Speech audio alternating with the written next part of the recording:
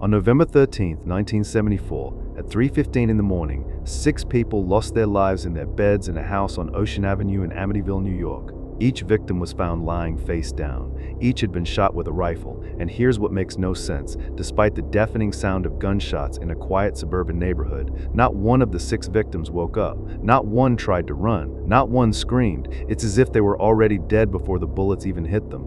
The killer? 23-year-old Ronald DeFeo Jr., who would later tell police that voices in the house commanded him to do it. But that's just the beginning of this story, because 13 months later, a new family would move into that same house, and what happened to them over the next 28 days would become one of the most controversial paranormal cases in American history. This is the real story of the Amityville Horror, and I need to warn you, separating fact from fiction here is harder than you think. Before we can understand the haunting, we need to understand the horror that actually happened in that house. And trust me, the real crime is disturbing enough without any supernatural elements. The DeFeo family seemed normal from the outside.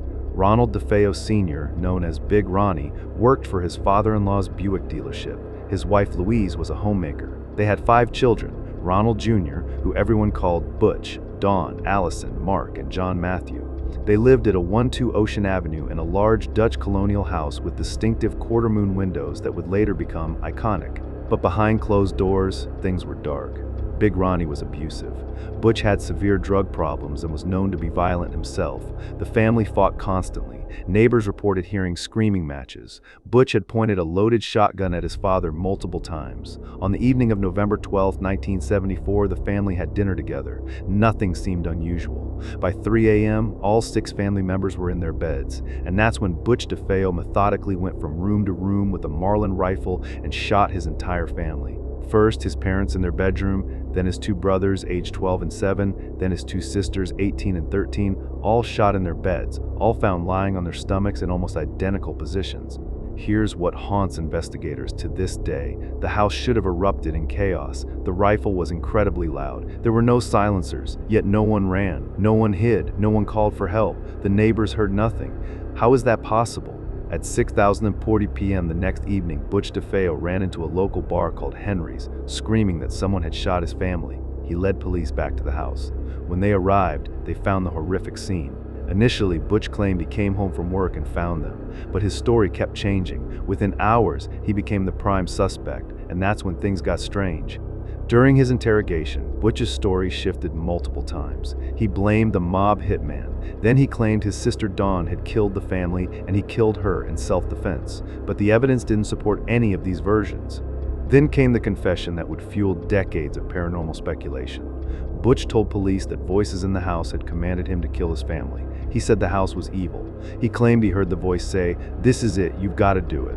At his trial in 1975, his defense attorney William Weber argued that Butch was insane, possessed by demonic forces that lived in the house. The prosecution argued he was high on heroin and wanted his family's insurance money. The jury took less than a day to convict him. He was sentenced to 6 consecutive life sentences. But here's where it gets interesting. Even the lead detective on the case, Detective George Harrison, later admitted something bothered him about the crime scene. The way the bodies were positioned, the lack of any struggle, the impossible silence. He couldn't explain it. Was Butch DeFeo crazy? Was he evil? Or was there something else in that house? For 13 months, the house at 112 Ocean Avenue sat mostly empty. The DeFeo family's furniture was still inside, sold with the house. Very few people wanted to live where such brutal murders had occurred. But on December 18, 1975, George and Kathy Lutz, along with Kathy's 3 children from a previous marriage, moved in. They got the house for $60,000, a bargain even then. They knew about the murders. George would later say they weren't superstitious people. They thought they could handle it. They were wrong. According to the Lutzes, the paranormal activity started almost immediately. On their very first night, they were awakened at 3:15 a.m. by loud banging noises. That time, 3:15 a.m. would repeat over and over. It was the exact time the DeFeo murders had occurred. But let me be clear about something. The Lutz family story has been disputed, debunked, and defended for nearly 50 years. Some of what they claimed has been proven false. Some of it remains unexplained. And some of it is supported by witnesses who had nothing to gain from lying. So as I tell you what they reported, I want you to keep that in mind. This is what they said happened. George Lutz was a former Marine and land surveyor. not the type to scare easily, but he would later say that from the moment they moved in, he felt an overwhelming sense of dread. The house was always cold. George became obsessed with the fireplace, feeding it constantly, but the room stayed frigid. He would wake up every night at 3:15 a.m. like clockwork. He began to change physically, growing gaunt and letting his hair and beard grow wild until he looked disturbingly similar to Ronald DeFeo Jr. Kathy reported being touched by invisible hands. She discovered a small hidden room behind shelving in the basement, painted entirely red. The children began talking to an imaginary friend named Jody, who they said was a pig with red eyes. Kathy actually claimed to have seen this creature looking through the window of her daughter's second-floor bedroom. Swarms of flies appeared in the middle of winter, concentrated around a specific window. Doors were ripped from their hinges. Green slime oozed from the walls and keyholes. Kathy experienced nightmares about the murders and began to levitate in her sleep, or so George claimed. The family priest, Father Ralph Pecoraro, came to bless the house. According to both him and the Lutzes, he heard a demonic voice tell him to get out. He developed blisters on his hands and his car broke down. He later told investigators he advised the Lutzes to leave the house, though he was careful about how much he publicly confirmed. George found the basement particularly oppressive. He claimed that their dog would refuse to go near the red room. One night, he saw Kathy transform before his eyes, aging decades in seconds, her face becoming that of an old woman. On January 14, 1976, exactly 28 days after moving in, the Lutz family fled the house in the middle of the night. They left almost everything behind. George later said he knew if they stayed one more night, someone would die. They never returned. This is where the story gets complicated, because almost immediately after the Lutzes went public with their experience, people started asking questions. Ed and Lorraine Warren, the famous paranormal investigators, came to examine the house. They brought a news crew. They conducted a seance. Lorraine claimed she sensed a powerful demonic presence. They took the infamous photograph that appeared to show a young boy with glowing eyes standing in the stairway, even though no children were in the house during the investigation. That photograph has been analyzed for decades. Skeptics say it's a trick of light and shadow, or possibly someone on the crew. Believers say the face is too distinct, too clear. The Warrens insisted it was the spirit of John DeFeo, one of the murdered children. But here's what's interesting. Other investigators came to different conclusions. Dr. Stephen Kaplan, a paranormal researcher and self-described vampirologist, investigated the case and called it a complete hoax. He interviewed the Lutzes extensively and found their stories inconsistent. The subsequent owners of the house, Jim and Barbara Cromartie, lived there for 10 years and reported absolutely nothing paranormal. They sued the Lutzes and everyone involved in the book and movie, claiming the whole thing was a fabrication that turned their home into a tourist attraction. During that lawsuit, something explosive came out. William Weber, Ronald DeFeo's defense attorney, admitted that he and the Lutzes had created this horror story over many bottles of wine. He claimed the whole haunting was invented to make money and possibly help DeFeo's appeal. George Lutz vehemently denied this. He maintained until his death in 2006 that everything they experienced was real. Kathy Lutz, who died in 2004, never recanted either. So what can actually be verified? Let's separate fact from fiction. The DeFeo murders happened exactly as described. 6 people were brutally killed in that house. This is documented police record. The Lutz family did move into the house on December 18, 1975, and they did leave 28 days later, abandoning most of their possessions. Father Pecoraro did visit the house and did experience something that disturbed him, though he was vague about details publicly. He confirmed feeling unwelcome in the house and advised the Lutzes about their concerns, though he never fully endorsed their specific claims. The Lutzes passed a polygraph test about their experiences, though polygraphs are not definitive proof of anything. Multiple people who visited the house during those 28 days reported feeling uncomfortable or witnessing strange occurrences, including George's business partner and Kathy's family members. Now the disputed parts, the green slime, the levitation, the demonic pig, the physical transformations, none of this was witnessed by independent investigators or documented in any verifiable way. The timeline of events in the Lutzes' account has inconsistencies. Some details change between interviews. Several elements of their story closely mirror the plot of a novel called The Exorcist, which had become hugely popular just a few years earlier. The similarities seem too convenient. The financial motive was real. The Lutzes made significant money from the book and movie rights. But does that prove they lied, or did they simply capitalize on something that really happened to them?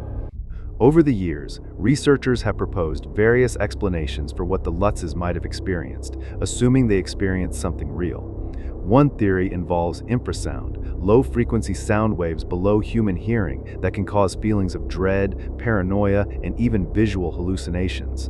Some researchers believe the house's heating system or its proximity to the water could have generated infrasound. Another explanation is carbon monoxide poisoning, which can cause hallucinations, time distortion, and feelings of being watched. The Lutz's symptoms, especially George's personality changes and Kathy's nightmares, are consistent with low-level CO exposure. There's also the psychological angle.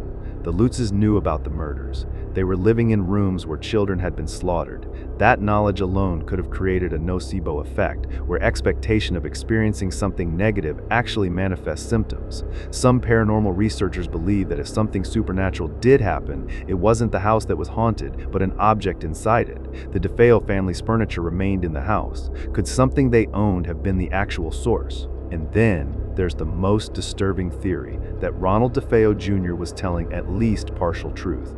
Not about demonic possession necessarily, but about something being wrong with that house. Multiple people from different time periods reporting the same 35 a.m. phenomenon is odd. The strange circumstances of the murders themselves remain unexplained.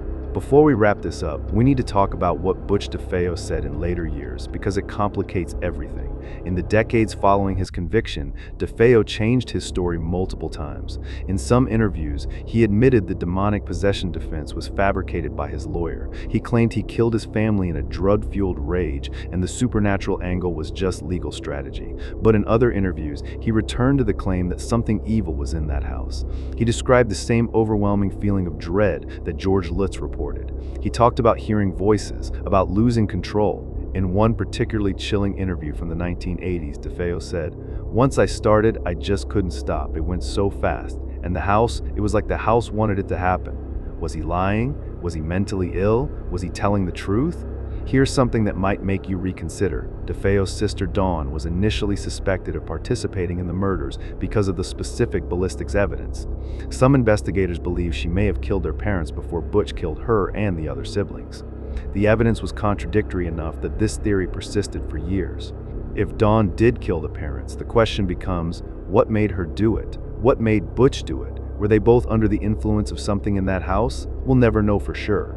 Ronald DeFeo Jr. died in prison in March 2021, maintaining to the end that evil forces had influenced him that night. The house at 112 Ocean Avenue still stands. The address has been changed to discourage curiosity seekers, and the distinctive quarter-moon windows were remodeled to make the house less recognizable. Multiple families have lived there since the Lutzes. None have reported anything paranormal. Most have simply wanted privacy and to be left alone by the constant stream of tourists and paranormal enthusiasts. But here's what's interesting. Despite the debunking, despite the lawsuits, despite the admissions of fabrication, people still believe something happened in that house. The Amityville Horror has spawned over 20 movies, dozens of books, and countless investigations. Why does this story persist? Maybe because at its core, there's an undeniable truth. Something horrible did happen in that house. Real people died there in circumstances that still raise questions. The paranormal elements might be exaggerated or invented, but the evil that occurred there on November 13, 1974 is documented fact, and maybe that's enough to make any house feel haunted. So what's the truth about the Amityville Horror? Here's what I believe based on the evidence. The DeFeo murders were real and deeply disturbing. The circumstances remain partially unexplained. Something was wrong in that house long before any supposed haunting. The Lutzes probably experienced something. Whether it was paranormal activity, environmental factors, psychological suggestion, or a combination of all three, they were genuinely frightened enough to abandon their home and most of their possessions after less than a month. Were they influenced by financial motives to exaggerate what happened? Almost certainly. Did William Weber help them craft a more sensational story? Probably. Does that mean nothing supernatural occurred? Not necessarily. The truth, as always, is probably more complicated than either the believers or the skeptics want to admit. One thing is certain. 112 Ocean Avenue is a house where unspeakable horror occurred. Whether that horror left something behind, whether it created something, or whether it simply traumatized everyone who learned about it, we may never know. 6 people were murdered there. That's not a story. That's not a hoax. That's a tragedy that really happened. And maybe that alone is enough to explain why some people can't escape the feeling that something evil lingers in that place. What do you think? Let me know in the comments. And if you found this video interesting, make sure to like and subscribe because I'll be covering more real paranormal cases with documented histories. Thanks for watching.